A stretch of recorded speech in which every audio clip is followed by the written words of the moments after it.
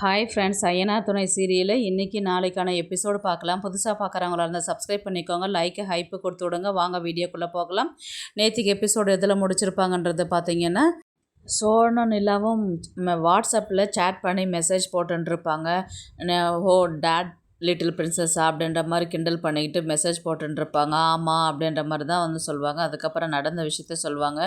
நான் ரொம்ப ரிலீஃபாக இருக்கிறேன் அப்படின்னு சொல்லி கேட்டதுக்கு என்னன்னு கேட்பார் சோழன். இந்த மாதிரி கல்யாணம் எப்படி நடந்தது, நான் எப்படி வீட்டை விட்டு வந்தது வந்து கல்யாணத்துக்காக வந்தேனா, லவ் பண்ணி வந்தேனான்றது வந்து இன்றைக்கி எங்கள் அப்பா கிட்ட நான் எல்லாத்தையுமே வந்து கிளியராக சொல்லிட்டேன் போது அவர் எவ்வளோ ஒரு ஃப்ரீயாக எடுத்துக்கிட்டாரு, எவ்வளோ ரிலாக்ஸ் ஆனார், என் மனசில் இருக்கிற பாரம் எல்லாம் குறைஞ்சிது இப்போ தான் அப்படின்ற மாதிரி சொன்னதுக்கு உடனே வந்து சோழன் கேட்பார், ஏன் இந்த விஷயத்தில் நீ அவர்கிட்ட சொன்ன, இந்த விஷயத்த சொன்னேன்னா அவர் கண்டிப்பாக ஏதாவது பிளான் போடுவார், கண்டிப்பாக உன்னை இங்கேருந்து கூட்டிகிட்டு போயிடுவார் அப்படின்ற மாதிரி தான் வந்து சோழன்னு சொல்லுவார். நேத்திக்கும் நானும் அப்படி தான் வந்து கதையை சொல்லியிருந்தேன் உங்ககிட்ட. இவங்க என்ன பண்ணியிருப்பாங்கன்னு பார்த்தீங்கன்னா, இவர் சோழன் வந்து கொஞ்சம் டவுட்டாக தான் இருக்கும். ஏன்னா இந்த விஷயத்தை அவர் சொல்லும்பொழுது கண்டிப்பாக ஏதாவது அவங்க அப்பா ஒரு பிளான் பண்ணுவார், ஏதாவது ஒரு சிம்பத்தி க்ரியேட் பண்ணுவார் அப்படின்ற மாதிரி தான் வந்து சோழனோட கெஸ்ஸிங்காக இருக்கும். அதுக்கப்புறம் வந்து நிலா வந்து சொல்லுவாங்க, அப்படிலாம் இல்லை, எங்கள் அப்பா இப்போ என்கிட்ட ரொம்பவே பாசமாக நடந்துக்கிறாரு, நல்லாவே நடந்துக்கிறாரு அப்படின்ற மாதிரி தான் வந்து இவங்க நிலா வந்து சொல்லுவாங்க. உங்கள் அப்பாவை நம்பாத நிலா அப்படின்ற மாதிரி சொன்னதுக்கு, சும்மா சும்மா எப்போ பார்த்தாலும் எங்கள் அப்பாவை குறை சொல்லிக்கிட்டே இருக்காதீங்க நீங்கள் அப்படின்ற மாதிரி தான் நிலா வந்து சொல்லுவாங்க. அதுக்கப்புறம் வந்து பார்த்தீங்கன்னா, உனக்கு என் மேலே ஃபீலிங்ஸே இல்லையா அப்படின்ற மாதிரி சோழன் மெசேஜ் அனுப்பிச்சு கேட்டதுக்கு, இல்லையே அப்படின்ற மாதிரி, அப்போ எனக்கும் இல்லை, நீ வச்சுட்டு போகலாம் ஃபோனை அப்படின்ற மாதிரி தான் வந்து சொல்லுவாங்க. என்ன உங்களுக்கு அவ்வளோ கோவம் வருது அப்படின்ற மாதிரி ஃபோனை வச்சுட்டு போனதுக்கப்புறம் நிலா வந்து யோசிப்பாங்க, ஒருவேளை ஃபீலிங்ஸ் இருக்குன்னு சொல்லியிருக்கணுமோ, இப்போ நம்ம மெசேஜ் பண்ணாக்கா ஓவராக பிகு பண்ணுவார் அவர் அப்படின்ற மாதிரி தான் இவர் ஃபோனை கட் பண்ணிவிடுவாங்க. அடுத்த நாள் வந்து பார்த்திங்கன்னா, என் மேலே உனக்கு ஃபீலிங்ஸ் இல்லை, இப்போ எப்படி வர வைக்கிறேன் பார் அப்படின்னு சொல்லிட்டு என்ன பண்ணுவார், ஒரு பொண்ணுக்கிட்ட பேசுகிற மாதிரி வந்து பழகிற மாதிரி தான் வந்து பண்ணுவாங்க. அதை வந்து பார்த்திங்கன்னா பல்லவன் தான் வந்து நிலாவோட ட்ரெஸ் போட்டுக்கிட்டு வந்து உக்காண்டிருப்பார்.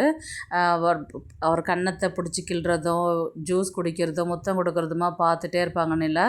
ரொம்பவே பொசசிவ் ஆவாங்க, ரொம்பவே டென்ஷன் ஆவாங்க.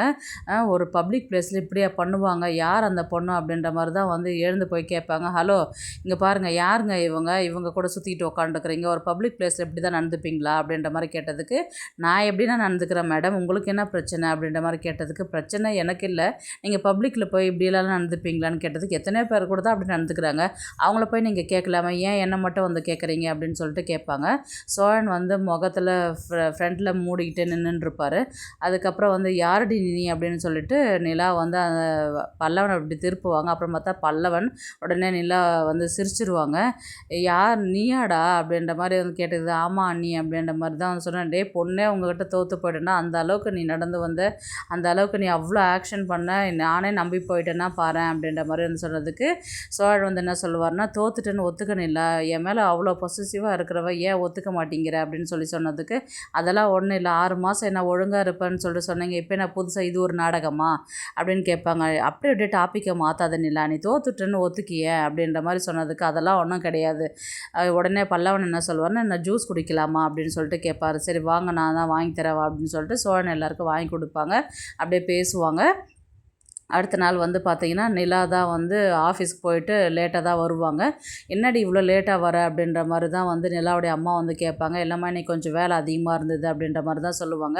அதுக்கப்புறம் ஒரு ப்ராஜெக்ட் விஷயமா வந்து அவங்க ரிலேஷன் வந்து சொல்லிட்டு போயிருப்பாங்க இல்லையா, அதனால் திருவண்ணாமலைக்கு கூப்பிட்ருக்குறாங்க. ஏன்னா அங்கே தான் வீடு கட்ட போகிறாங்களாம், நம்ம அங்கே போகலாம் அப்படின்ற மாதிரி தான் வந்து சொல்லுவாங்க. ஏம்மா இங்கேயே இருக்கிறது தானே சொல்லிட்டு சொன்னீங்க, அதுக்கப்புறம் ஏன் இப்போ திருவண்ணாமலைக்கு போகிறேன்னு சொல்லிட்டு சொன்னீங்க, டிசைன் தானே போட சொல்லியிருக்கிறாங்க, நம்ம டிசைன் போட்டு கொடுத்துட்டு ஒரு 2 நாள் இருந்துட்டு அதுக்கப்புறம் இங்கே வரலாம் அப்படின்ற மாதிரி தான் நிலாவுடைய அப்பாவும் அம்மாவும் சொல்லுவாங்க. இல்லைப்பா எனக்கு இங்கே கொஞ்சம் வேலை இருக்குது அப்படின்ற மாதிரி சொன்னதுக்கு, சரிம்மா ஒரு நாள் தானே அப்படின்ற மாதிரி தான் வந்து சொல்லுவாங்க. சரி அப்படின்ற மாதிரி தான் நிலா வந்து சொல்லுவாங்க.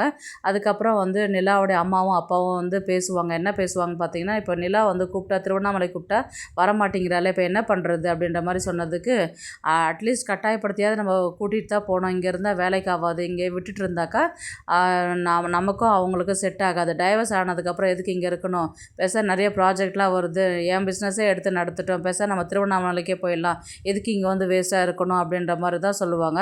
உடனே நிலாவுடைய அம்மா என்ன சொல்லுவாங்கன்னா, இப்போ நிலா வரலன்னா என்ன பண்ணுறது, நான் அடித்து இழுத்துட்டு போக வேண்டியதா அப்படின்ற மாதிரி சொல்லுவாங்க. இந்த விஷயத்த வந்து நிலா வந்து கேட்டுருவாங்க. உடனே வந்து சோழனுக்கு தான் கால் பண்ணி சொல்லுவாங்க, நீங்கள் சொன்ன மாதிரி தான் சோழன் நடந்துக்கிறாரு, எங்கள் அப்பா வந்து என்கிட்ட இத்தனை நாளாக நடிச்சிருக்கிறாரு, இப்போது திருவண்ணாமலைக்கு கூட்டின்னு போகிறதுக்கு பிளான் பண்ணுறாரு, இல்லைன்னா அடித்து இழுத்துட்டு போகிறேன்னு சொல்கிறாங்க, எனக்கு அவங்க கூட போகிறதுக்கு பிடிக்கல, என்னை வந்து கூட்டிகிட்டு போகிறீங்களா அப்படின்ற மாதிரி தான் வந்து நிலா வந்து சோழன்கிட்ட சொல்லுவாங்க. சோழன் வந்து பார்த்திங்கன்னா ரொம்ப ஹாப்பி ஆகிடுவாங்க. நான் இந்த நாளுக்காக தான் காத்துக்கிட்டு இருந்ததோ, உடனே வரேன் பாரு அப்படின்ற மாதிரி தான் வந்து அங்கேருந்து கிளம்பி நேராக நிலா வீட்டுக்கு தான் வருவாங்க. மறுபடியும் வந்து வீட்டுக்கிட்ட வந்துட்டு மெசேஜ் பண்ணுவாங்க, இந்த மாதிரி நான் வீட்டுக்கிட்ட தான் வந்துட்டேன், நீ எங்கே இருக்கிற அப்படின்ற மாதிரி தான் சோழன் வந்து நிலா கிட்ட வந்து கேட்பாரு. இல்லை நான் ரூமில் தான் இருக்கிறேன், உங்கள் அப்பா அம்மா என்ன பண்ணுறாங்கன்னு கேட்டதுக்கு அவங்க தூங்குறாங்க அப்படின்ற மாதிரி தான் வந்து நிலா வந்து சொல்லுவாங்க. சரி எப்படி பின்னாடி பக்கவா, நாங்கள் காரில் நின்றுட்டுருக்கிறேன் நான் அப்படின்ற மாதிரி தான் வந்து சோழன் சொல்லுவார். இந்த வர இருங்க அப்படின்ற மாதிரி தான் வந்து நிலா வந்து பேக்கெல்லாம் எடுத்துக்கிட்டு வீட்டை விட்டு வெளியில் வருவாங்க பொறுமையாக.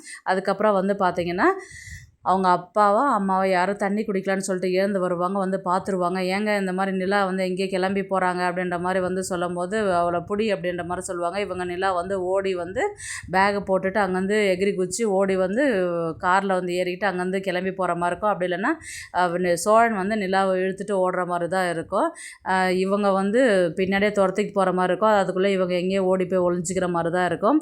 உடனே வந்து இவர் அடுத்த நாள் காலையில் நிலாவுடைய அப்பா வந்து சேரன் வீட்டுக்கு தான் போய் கேட்குற மாதிரி இருக்கும். இந்த மாதிரி நிலா உள்ளே தானே இருக்கிறா, வர சொல்லு அப்படின்ற மாதிரி வந்து கேட்டதுக்கு, நிலா இங்கே வரவே இல்லையே அப்படின்ற மாதிரி, எங்கே உன் தம்பி அப்படின்னு சொல்லிட்டு கேட்பார். அவர் நைட்டு சவாரிக்கு போயிருக்கிறார், இன்னும் வரலையே அவன் அப்படின்ற மாதிரி தான் சேரன் வந்து சொல்லுவார். இன்னும் வரலையே, நேற்று வந்து நிலாவை வந்து கூட்டிகிட்டு போயிருக்கிறான், இங்கே வரவே இல்லை அப்படின்ற மாதிரி சொல்லணும், எனக்கு தெரியாதுங்களா என்ன விஷயம் நடந்தது அப்படின்ற மாதிரி தான் வந்து சேரன் வந்து கேட்பார். நேற்றுக்கு நிலா வந்து உன் தம்பி வந்து மிரட்டி கூட்டிகிட்டு போனான் அப்படின்ற மாதிரி தான் வந்து சொல்லுவாங்க. அவன் அந்த மாதிரிலாம் செய்ய மாட்டானே அப்படின்ற மாதிரி தான் வந்து சேரன் சொல்லுவார். அதுக்கப்புறம் வந்து பார்த்திங்கன்னா காரில் நிலாவும் சோழனும் தான் இறங்கி வருவாங்க. உடனே அவங்க அப்பாவும் சேரன் எல்லாருமே பார்த்து அப்படியே ஷாக் ஆகுவாங்க. இல்லைன்னு சொன்னீங்க, இப்போ எப்படி கூட்டிகிட்டு வரான் அவன் அப்படின்ற மாதிரி தான் வந்து நிலாவுடைய அப்பா வந்து கேட்பார்.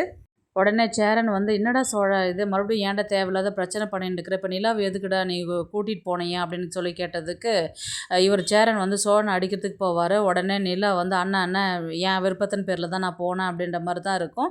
அப்படியே வந்து ஷாக்காக எல்லாருமே நிற்பாங்க. அப்படியே வந்து எபிசோடு வந்து முடிப்பாங்க. பார்க்கலாம் கதையை வந்து எப்படி எடுத்துகிட்டு போகிறாங்கன்றது. நிலா வந்து சோழனை நம்பி இனி வந்து ஐயனார் வீட்டிலே வந்து தங்குற மாதிரி தான் வந்து கதையை கொண்டு போவாங்க. இப்போ நிலாவுடைய அப்பா அம்மாவும் இவ எப்போவுமே திருந்த மாட்டா, இனி அவங்க கூட தான் இருக்க போகிறான்றது ஆயிடுச்சு, இனி அவளை கூப்பிட்டாலும் இதே வேலையை தான் இருக்க போகிறா, அதனால் நம்ம இவளை இங்கேயே விட்டுட்டு போகலான்னு சொல்லிட்டு இவங்க கிளம்பி போகிற மாதிரி தான் இருக்கும். திரும்பவும் நிலாவும் சோழனும் ஒன்றா சேர்ந்து வாழ்கிற மாதிரி தான் இருக்கும். பார்க்கலாம் கதையை வந்து எப்படி எடுத்துகிட்டு போகிறாங்கன்றது. இந்த வீடியோ உங்களுக்கு பிடிச்சிருந்தா ப்ளீஸ் லைக் பண்ணுங்கள், ஷேர் பண்ணுங்கள், சப்ஸ்கிரைப் பண்ணுங்கள். தேங்க்ஸ் ஃபார் வாட்சிங்.